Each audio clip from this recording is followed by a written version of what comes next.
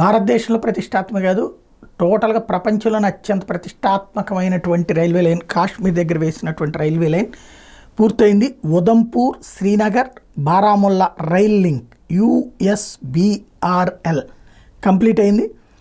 3.2 కిలోమీటర్ల long tunnel, అంటే ఒక సొరంగమే 3.2 కిలోమీటర్లు. T33 అని దానికి పేరు పెట్టారు. వైష్ణోదేవి టెంపుల్కి వెళ్ళొచ్చు అనమాట. అట్లాగే చీనా బ్రిడ్జి, ఐకానిక్ బ్రిడ్జి, ప్రపంచంలోనే అతి పొడవైనటువంటి బ్రిడ్జి, దానికి ఈ లైన్ నుంచినే వెళ్ళాలి. 1995 సంవత్సరంలో అనుకున్నటువంటి వంతెన తర్వాత ప్రభుత్వాలు మారి అది మోడీ చేత మాత్రమే కంప్లీట్ అయింది. దాన్ని 2002 సంవత్సరం కాంగ్రెస్ ప్రభుత్వం ఉండగానే జాతీయ ప్రాజెక్టుగా ప్రకటించింది. 35,000 కోట్లంది.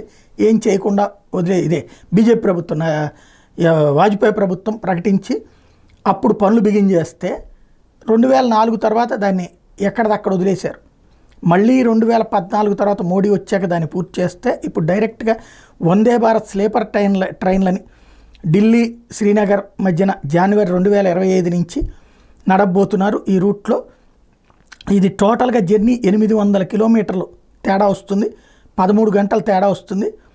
రీజనల్ కనెక్టివిటీ పెంచుతుంది, ఆర్థిక అభివృద్ధి ఆ ప్రాంతాలకు సాధ్యమవుతుంది, టూరిజంకి సాధ్యమవుతుంది. టికెట్ ప్రైసెస్ 2,000 నుంచి 3,000 ఉండేటటువంటి అవకాశం ఉంది.